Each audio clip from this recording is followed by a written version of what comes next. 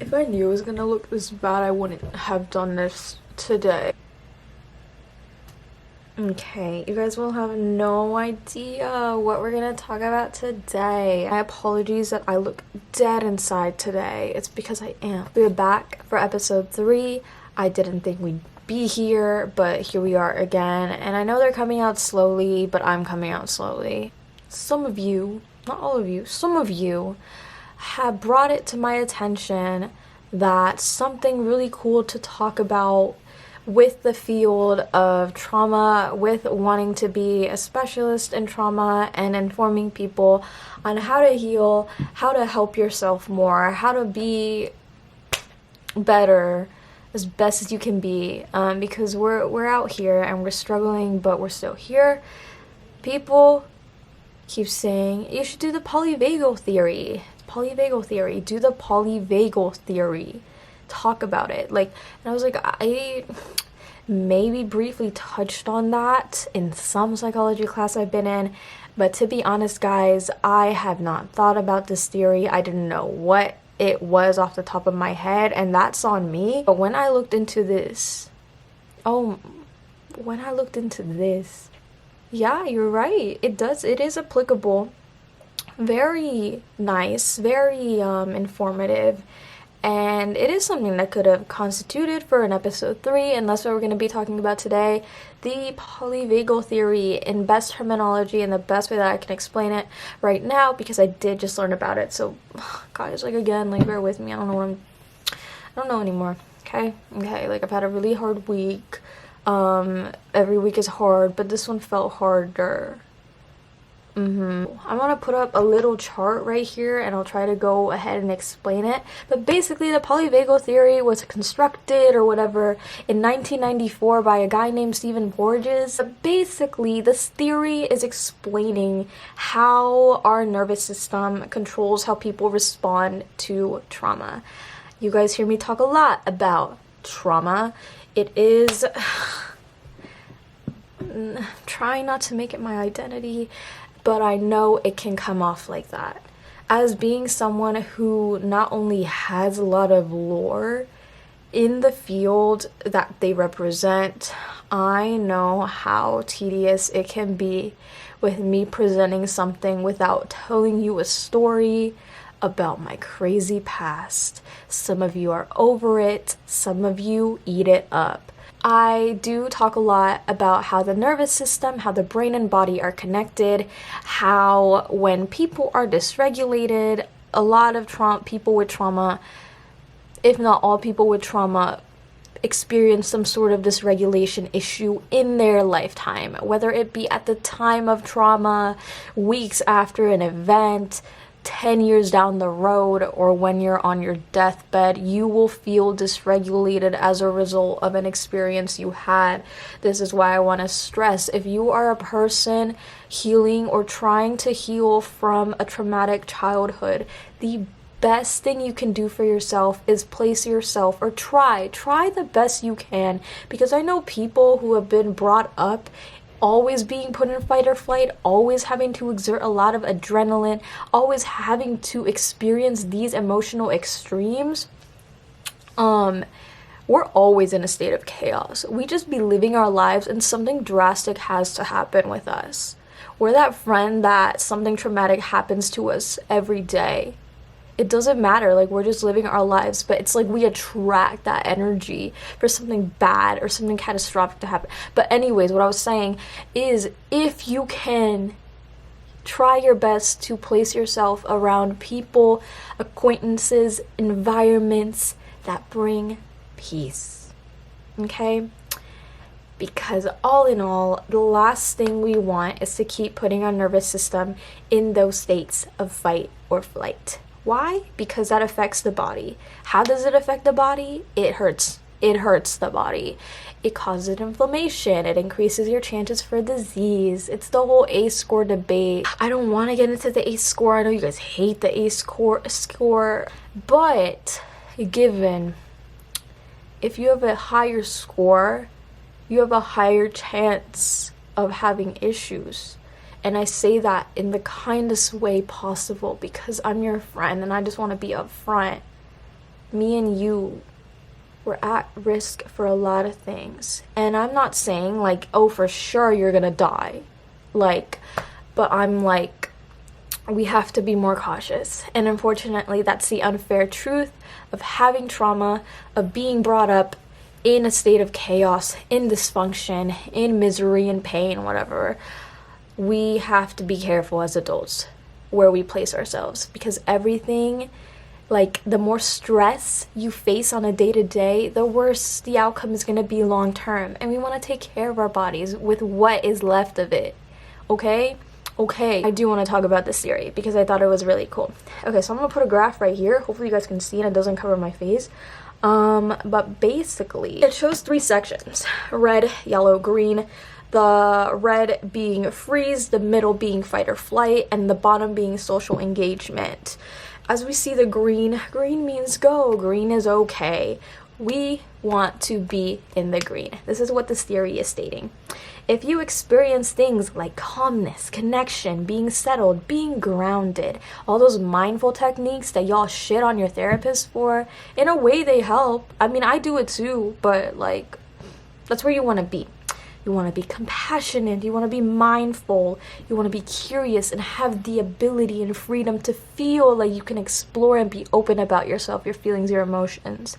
Then we get into box number 2.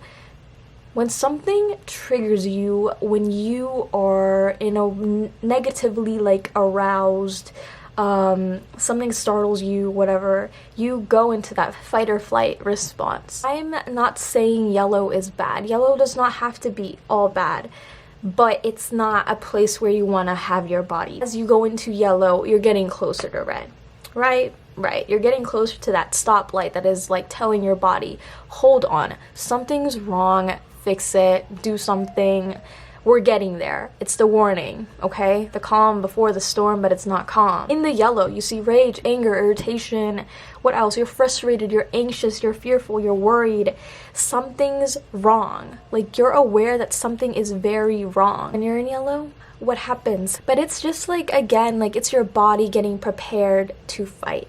It's your body preparing you, like, kind of in a way constricting your digestive system, because it's like, oh no, we can't digest right now. We have bigger issues than worrying about processing what you just ate. Like, no, that stops. They do say that the vagus nerve, polyvagal vagus nerve, a nerve connected from your brain to your gut. That's why when we have a lot of anxiety, when we grow up in like dysfunctional environments, when we are constantly in a state of stress, what is affected more often? Where do my girlies struggle with that IBS? Okay, so we got gut issues going on. In the most vague way that I can say it, diseases progress faster if there's more inflammation in the body. Unfortunately, when people exert those chemicals that come with being in fight or flight, and of course I can go into more detail later. I've done a lot of presentations on this, on the chemicals in the brain that happen and what happens to the brain as a result of trauma. Those chemicals, those things are going to cause inflammation. Those things are going to cause harm to your organs. Inflammation isn't good because it, number 1, weakens your immune system. Number 2, increases your chance for disease. Number 3, it makes you feel horrible, okay? You don't like anything that has inflammation. It's gonna hurt long term. And then you get to the red, the freeze. This is when your dorsal vagal nerve hates you. The real ones know freeze. It's interesting because in a way, like, you're no longer like cognitively in control, if that makes sense. You're not in control, so your body is like, leave it up to me. The brain is like slowing down, there's too much happening, you don't even know what to do, like, so your body takes over. You don't want your body to take over because then you're left incapacitated. You're like, what's going on? You can't control a lot of what's happening. You feel that sense of like, you feel helpless. Again, you're dissociated. You're numb. It literally says you're preparing for death because like you're trapped. You're shutting down. Guys, this is what we don't want. What can happen? People faint when they're scared sometimes. People become immobile. That's what I've noticed when I've been in that freeze response is I literally can't move. I can't speak. everything like feels like something's pressing on my chest. I literally can't lift a hand. I can't make noise. It's like the silent like scream, okay? The silent terror that you can't even communicate because you're so scared. Freeze, guys. It's real. It's scary, and that's not where you want to be. In a way, I know this theory is not fully backed up by neuroscience and like the entirety of that field because it can be quite controversial. It's a little vague. I think that's the main argument, the vagueness that comes with it, because we're not specifying on like specific things, specific areas in which the body is affected, like what nerves are connected where. Like, we're not specific with this theory, or like, I don't know. But I think it does prove a point, and I think it does, it is something that like is very important to pay attention to, because it can help us alter our personal lives. It can help us identify like areas where we can work on to limit stuff from happening. It can help us regulate. It can help us learn to regulate, because with each category there are ways that you can help yourself get out of that. So if you're in freeze, there's things you can do. If you're in fight or flight, there's so many things you can do. But again, we want to be in that green, lovely category to achieve optimal health, especially as someone who is a survivor of complex trauma, PTSD, who struggles with mental health and who struggles with that trauma that was once ever so present in the day-to-day life. So with that horrible explanation of this theory, and if you guys do want me to go more in detail, I can, but since these videos are typically very, very short, they're just giving you little bits of things that I want to talk about when it comes to what's important with cptsd, how does it apply to me, how did I see things as beneficial for myself, me, myself, and I, and you. Like, of course, I'm posting it, you're included too, we're in this together. I do want to leave you guys with 5 ways that this theory can be applied today to better your day-to-day life, to enhance your quality of life, because that is what I'm doing. I am by no means a professional, but I do intend to help healing happen. Okay. I feel like I'm getting out of focus, and that's why I keep like shifting my head like a weirdo. But anyways, number one, identify your triggers. I found this to be the foundational core to learning myself more. By that I mean, you have to be willing to accept when things make you upset. Okay? Accept when things make you upset, because if you're not aware of what triggers you, of what upsets you, how will you be able to protect yourself from it? A lot of my triggers did come with that, like, that sweet spot of like wanting to accept it as my own, because some triggers for me were very like, I don't want to claim that. Like, I don't want to claim that this triggers me. I don't want to claim that being around a certain population group makes me very uncomfortable. I don't want to say that, obviously, because it's weird and everyone's going to look at me weird. You don't have to tell anyone, but at least make it known to yourself, because if you expose yourself to that, you got to be paying very close attention to things you feel in your body. Do you feel yourself getting tense? Is your breath changing? What happens to your facial expressions, to your body, happens when you're placed in those situations? And the sooner you can identify your triggers, the sooner you can work into helping your autonomic nervous system calm itself down and avoid it from working up to the fight, flight, freeze. Okay? We don't want to do that. That's why I say that's very important, paying attention to what the body is feeling and what the body is telling you when you are triggered. And number 2, practice self-regulation. I know a lot of tips are out there, but you got to do what works for you. Like being more physical when I'm triggered. I don't like breathing. The last thing you could make me do when I'm panicking is breathing, and I know that is one of the most important things in psychology, in therapy, in clinical work, is to control your breathing. Yes. But you will never make me count to 5 and breathe. Like, I can't do it. I don't know. That's just me. But other things do regulate me more effectively. So do what works for you. If you don't, I could help you. I don't know. I would say reach out. Reach out to someone and find what relaxes you, what can calm you in that state. It's something healthy. I'm guilty of it. I cope very impulsively, very intrusive. Like, it's not great, but here we are. You see the green? What's it called? Engagement, social engagement.